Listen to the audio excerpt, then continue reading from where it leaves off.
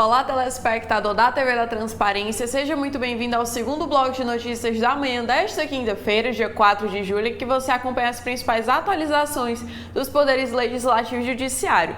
Bom, nós começamos com os destaques do Senado, em que temos uma matéria do jornal o Globo, que diz que a comissão especial que analisa o projeto de lei que regulamenta o uso da inteligência artificial pode votar nesta quinta-feira o relatório do senador Eduardo Gomes. Após a aprovação no colegiado, o projeto seguirá para o plenário na casa. Para o relator, a remuneração pelo uso de obras protegidas por direitos autorais da construção de ferramentas de inteligência artificial é um dos principais pontos do texto. O projeto é de autoria do presidente do Senado, Rodrigo Pacheco. A proposta cria o Sistema Nacional de Regulação e Governança de Inteligência Artificial, uma estrutura para implementar e fiscalizar o cumprimento da lei. Pelo texto, essa autoridade, chamada de CIA, estabelecerá um ambiente regulatório para tratar da remuneração e transparência em relação a conteúdos protegidos por direitos autorais utilizados no desenvolvimento de sistemas de inteligência artificiais disponibilizados com finalidade comercial. Na lista de produções que trata a lei estão, por exemplo, publicações jornalísticas e demais conteúdos protegidos por direitos autorais. Gomes afirma que o risco de não regulamentar a inteligência artificial é maior do que simplesmente não tratar do assunto. O projeto estabelece que a remuneração a ser paga aos titulares de direitos autorais irá considerar o grau de utilização do conteúdo. Diz também que o titular dos direitos poderá autorizar a utilização das obras de forma gratuita ou mediante pagamento. Gomes já havia apresentado uma versão inicial do parecer no final de abril, mas fez algumas mudanças. Entre as modificações estão recuo na não regulamentação do uso de sistemas de armas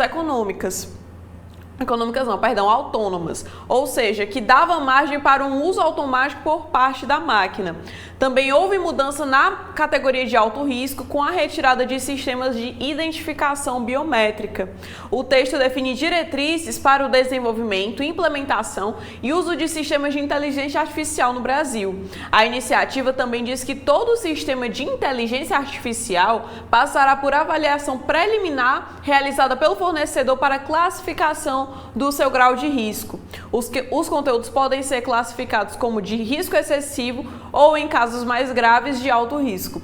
Outro destaque é que a prática recorrente em muitos esportes, a intimidação sistemática, conhecida como bullying, agora está sendo coibida formalmente por meio da Lei 14.911 de 2024, publicada nesta quinta-feira no Diário Oficial da União. A norma é resultado do PL 268 de 2021, que altera a Lei Geral do Esporte para determinar a adoção de medidas para prevenção e enfrentamento desse tipo de agressão em todos os níveis esportivos. Pela lei, a intimidação sistemática é todo ato de violência, seja ela física ou psicológica, intencional e repetitivo, que ocorre sem motivação evidente, praticado por indivíduos ou grupo contra uma ou mais pessoas. O objetivo é intimidar, agredir, causando humilhação, dor e angústia à vítima em uma relação de desequilíbrio de poder entre as partes envolvidas. Também está prevista na norma que haverá a adoção de medidas que conscientizem, previnam e combatam a prática do bullying, bem como as práticas atentatórias à integridade esportiva e ao resultado esportivo. A nova lei estabelece ainda que os estados, o Distrito Federal e os municípios que têm sistemas próprios de esporte deverão incluir em seus projetos esportivos ações educativas e de conscientização contra a intimidação sistemática. O projeto, oriundo da Câmara, foi aprovado em junho no Senado, sob relatoria do senador Rodrigo Cunha, do Podemos. No relatório, o senador ressaltou que o bullying no esporte é um problema sério que afeta atletas de todas as idades e níveis de habilidades, passando por insultos verbais durante os treinos até agressões físicas nos vestiários, causando danos emocionais e psicológicos significativos aos envolvidos. A norma também vem ao encontro da luta local e mundial contra o bullying no esporte profissional, como no futebol. Não raramente são noticiados comportamentos inaceitáveis contra os jogadores, como quando torcedores arremessaram cascas de bananas no campo em uma atitude intimidatória e de racismo. O jogador brasileiro Vinícius Júnior, que atua no Real Madrid, tem sido uma referência mundial na luta contra o bullying e o racismo no esporte. Recentemente, ele conseguiu na Espanha a condenação de 3 torcedores por racismo. O jogador encabeça uma lista grande de esportistas que já sofreram com esses atos de violência, entre eles Pelé, Mané Garrincha, Leônidas da Silva, Didi, Djalma Santos, Carlos Alberto Torres, Jairzinho, Roberto Carlos, Richarlison e Neymar. Esses foram os destaques do Senado. E Lorena, o que é que nós temos na Câmara dos Deputados? Olá, Annalise, olá, telespectadores do nosso segundo bloco de notícias. Bom, sobre a Câmara, nós temos primeiro uma matéria do jornal O Globo por Gabriel Saboia, que diz que o presidente da Câmara, Arthur Lira, desistiu de votar a proposta de emenda à Constituição da anistia, que livra partidos de pagarem multas por descumprirem a cota de repasse nesta quarta-feira, ou seja, ontem. Lira chegou a pautar o tema e iniciar a ordem do dia com a PEC. Entretanto, partidos como o PSOL, o Novo e o PT se manifestaram em relação ao novo texto, protocolado poucos minutos antes do início da sessão. Inicialmente, Lira disse que o tema estava pacificado com todos os líderes e que por isso poderia ser votado. O líder do PT na Câmara, Odair Cunha, foi um dos que reclamou, fazendo com que Lira recuasse. A pressa de votar na quarta-feira se deve ao fato de o presidente do Senado, Rodrigo Pacheco, ter se comprometido a levar o tema a plenário caso fosse aprovado na Câmara. A proposta original retirava punições para legendas que não cumpriram a cota de recursos públicos para candidaturas de acordo com critérios de cor e gênero. O texto também deixava de responsabilizar os partidos por falhas em prestações de conta. O novo texto cria uma espécie de financiamento das dívidas dos partidos com pagamentos em até 180 meses. No que diz respeito às candidaturas femininas, o novo texto retira o trecho que aliviava partidos que descumpriram as cotas de repasses para candidaturas femininas, porém mantém um alívio para quem não arcou com as cotas para candidatos negros. Outra atualização é que a Comissão de Minas e Energia da Câmara promove nesta quinta-feira uma audiência pública para discutir a estrutura do leilão de reserva de capacidade na modalidade potência. A audiência foi solicitada pelo deputado Hugo Leal. O Ministério de Minas e Energia está estudando os termos do futuro leilão de reserva de capacidade na modalidade potência. Esse processo busca garantir capacidade elétrica disponível para atender uma demanda futura. Na modalidade potência, os participantes competem para oferecer capacidade de geração de energia em um determinado período futuro. Nos últimos 10 anos, continuou o deputado, tem-se observado, abre aspas, um grande florescimento da geração distribuída, especialmente de fonte solar, e a representação cada vez maior da participação da geração eólica na geração energética em nível nacional, fecha aspas. Hugo Leal afirma que o cenário em evolução precisa ser discutido tanto do ponto de vista tecnológico quanto do ponto de vista regulatório. E por fim, também sobre a Câmara, o presidente Arthur Lira afirmou que a regulamentação da reforma tributária começa a ser votada a partir da próxima quarta-feira, dia 10, pelo plenário da Casa. O grupo de trabalho que debateu as regras gerais de operações dos tributos criados sobre o consumo, que vão substituir o PIS, COFINS, IPI, ICMS e ISS após um período de transição, 2026 a 2033, vai apresentar o parecer nesta quinta-feira. Com isso, Lira espera que as bancadas possam se reunir e discutir o texto. O presidente destacou que há um esforço dos relatores para diminuir a alíquota base de referência prevista no texto original de 26,5%.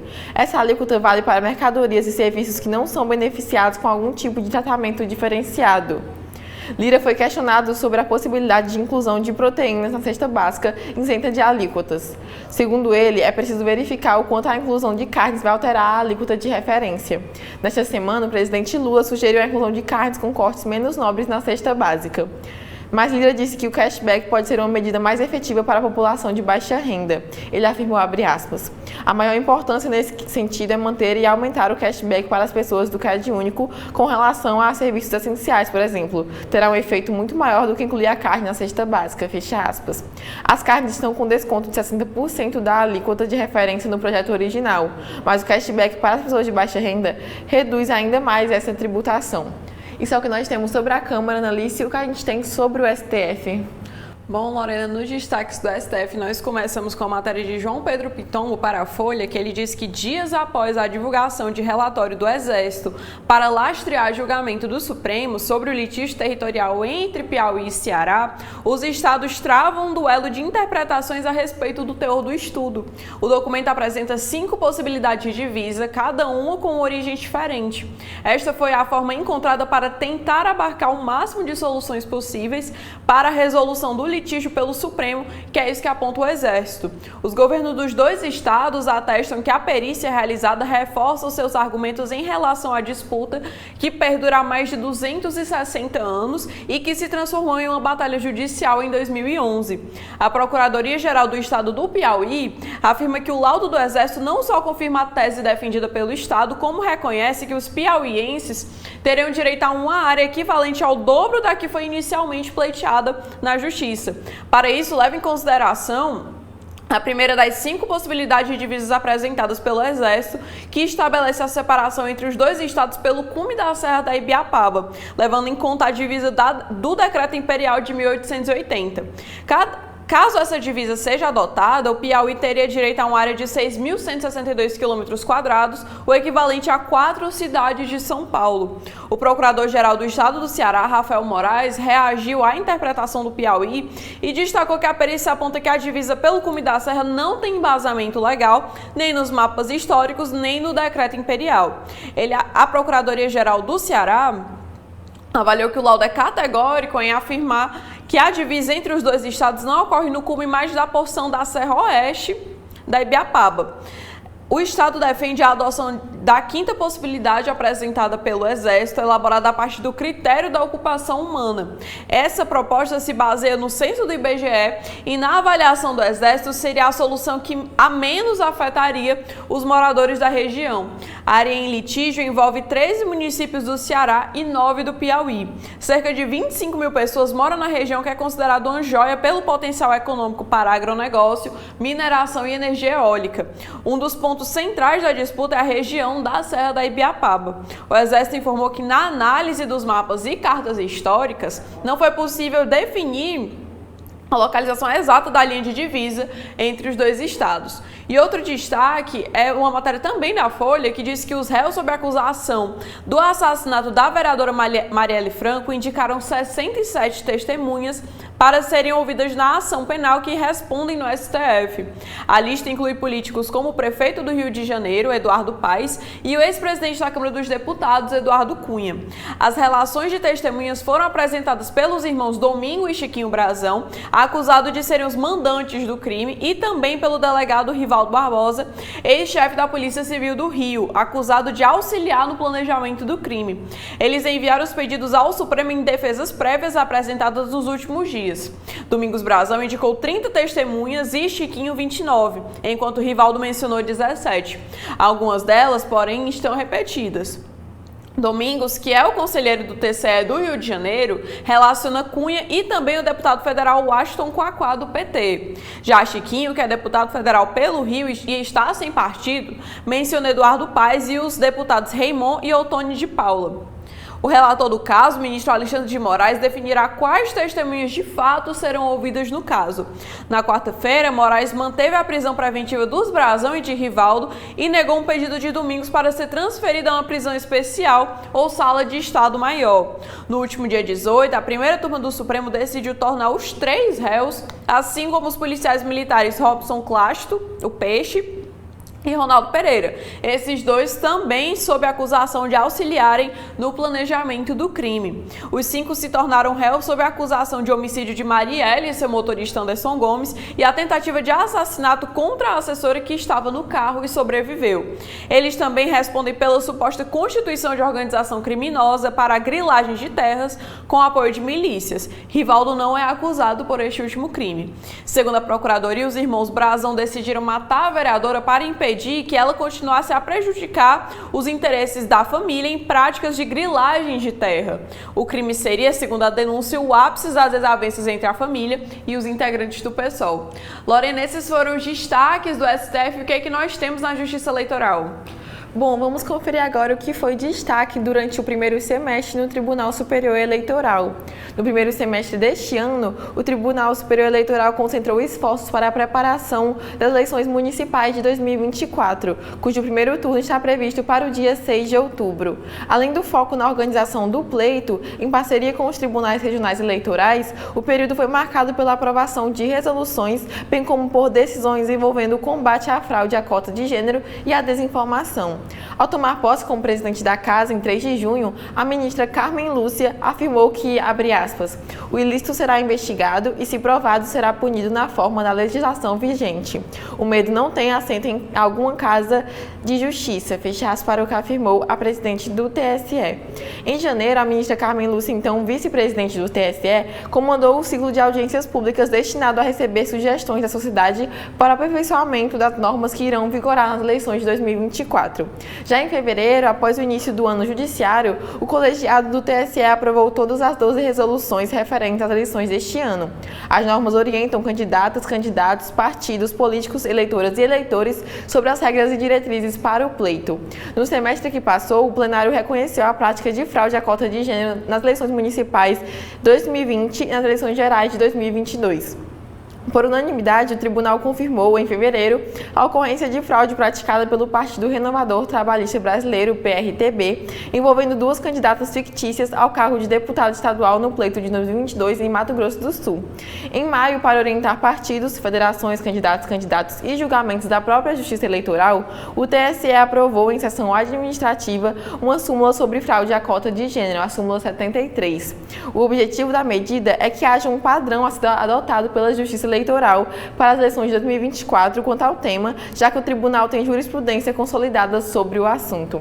Por maioria de votos, o TSE aplicou em fevereiro uma multa de R$15 mil a Jair Bolsonaro na representação movida pela coligação Brasil da Esperança contra o ex-presidente da República por propagar desinformação e notícia falsa que associava o então candidato a presidente, Luiz Inácio Lula da Silva, à organização criminosa Primeiro Comando da Capital.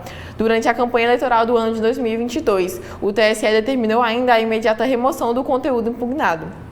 O plenário do TSE ainda aplicou multas individuais de R$20 mil a José Sarto Nogueira Moreira, prefeito de Fortaleza, Roberto Cláudio Rodrigues Bezerra, ex-prefeito da cidade também e candidato a governador, Domingos Gomes de Aguiar Filho, candidato a vice-governador, assim como a coligação do povo, pelo povo e para o povo. Eles foram multados por uso irregular de propaganda institucional da Prefeitura Municipal para favorecer de forma subliminar a campanha de candidatos no pleito de 2022. A resolução número 23.610 de 2019 sofreu diversas alterações neste ano, com o intuito de deixar mais claras e transparentes as regras relativas à propaganda eleitoral de candidatas e candidatos. Várias são as novidades introduzidas pela resolução número 23.732 de 2024, aprovada em fevereiro, incluindo tópicos específicos sobre conteúdos políticos eleitorais, desinformação e propaganda eleitoral na internet. Em maio, foi criado o sistema Regulariza JE Contas, com o objetivo de garantir a ampla participação dos partidos políticos nas eleições de 2024. Foi realizada a reunião com os presidentes das siglas para tratar do programa instituído por meio da portaria número 346 de 2024 para regularizar a situação das contas das agremiações. Em virtude da tragédia ambiental que assolou o Rio Grande do Sul no início de maio, o TSE autorizou a prorrogação por 15 dias do prazo final para o fechamento do cadastro eleitoral em todo o estado. Também em maio, o TSE alterou a resolução que fixa atribuições das corregedorias eleitorais. A norma sobre o assunto estava em vigor sem mudanças desde agosto de 1965. Prefeitos que já exerceram 2 mandatos consecutivos estão proibidos de concorrer a um terceiro mandato, mesmo que pleiteiem candidatura em um município diferente. Esse entendimento, também fixado por jurisprudência do STF, foi reafirmado pelo plenário do TSE em junho, na análise de 3 consultas envolvendo hipóteses de inelegibilidade decorrente da reeleição de prefeito em outras cidades.